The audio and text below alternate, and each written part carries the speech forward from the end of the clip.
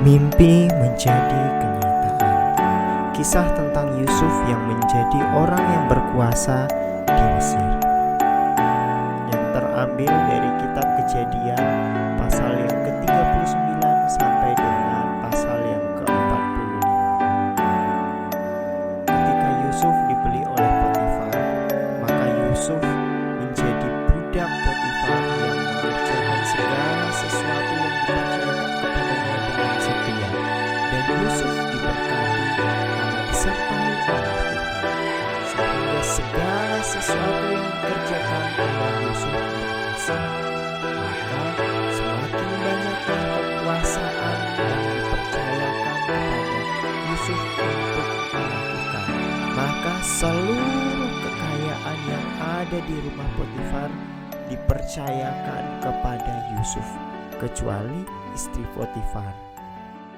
Dan Yusuf mengerjakan segala sesuatu yang dipercayakan kepadanya dengan setia, dengan penuh rasa takut akan Tuhan, sehingga karismanya semakin nyata. Termasuk istri Potifar pun juga tertarik kepada Yusuf. Bahkan istri Potifar menggoda Yusuf untuk berbuat dosa dengan tidur bersama. Yusuf dengan tegas berkata bahwa ia tidak mau melakukan apa yang cemar di hadapan Tuhan, sehingga istri Potifar menjadi marah dan ia memfitnah bahwa Yusuf ingin memperkosa dirinya. Dan Potifar pun lebih mengikuti apa yang dikatakan oleh istrinya tentang Yusuf, meskipun ada sedikit keraguan tentang apa yang telah dikatakan oleh istrinya itu. Hingga akhirnya Yusuf dijebloskan ke dalam penjara kerajaan, dan Yusuf berjumpa dengan dua orang hamba Firaun yang pada saat itu mengalami kesusahan karena mimpi yang mereka alami. Maka Yusuf menunjukkan maknanya masing-masing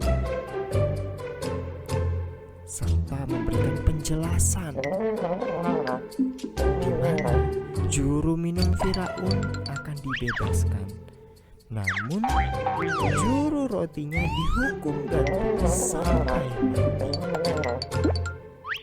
Semua yang dikatakan Yusuf tentang mimpi itu akhirnya terjadi. Sebuah pesan Yusuf kepada mereka, tolong ingatlah aku ketika mau dikembalikan kepada posisi kalian. Namun kenyataannya berbeda.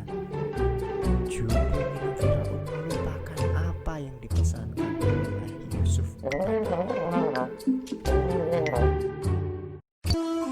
Hingga 2 tahun telah berlalu. Di momen di mana Firaun mendapatkan dua mimpi yang amat sangat meresahkan dirinya, hingga akhirnya juru minum itu ingat kepada Yusuf dan mengatakan kepada Firaun untuk memberikan kesempatan kepada Yusuf untuk menghentikan apa yang dimimpikan oleh Firaun. Firaun pun memanggil Yusuf dari penjara. Firaun pun menceritakan segala hal yang ia resahkan dari mimpinya itu, dan Tuhan pun menunjukkan arti kepada Yusuf sehingga ia dapat menjelaskan apa maksud dari mimpi tersebut, di mana selama 7 tahun makanan akan berlimpah ruah pada Yusuf. Jadi simpanlah makanan itu, sebab sesudah itu akan datang 7 tahun kelaparan yang begitu hebat di seluruh negeri.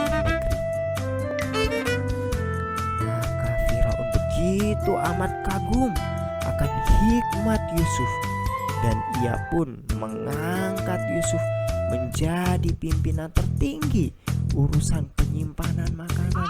Selain Firaun, tidak ada orang di Mesir yang lebih berkuasa daripada